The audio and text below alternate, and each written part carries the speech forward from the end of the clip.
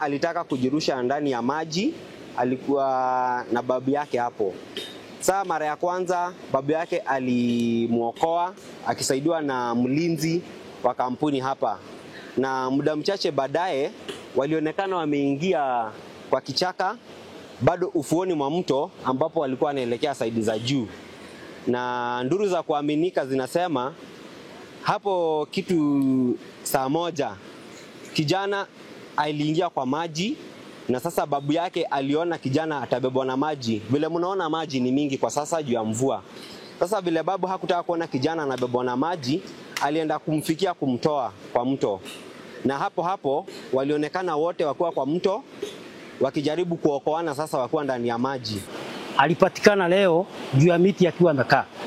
Hatujampata, lakini kuna watu wamejaribu sana kuangalia vile wanaweza saidia, kuangalia mahali anaweza patikana, lakini kwa sasa bado hajapatikana. Kama wakaaji wa mtaa tuko kwa mto, tumejaribu venye tungeweza kutoka asubuhi. Kuna watu wamejitolea, wameingia kwa maji, lakini hatujafaulu.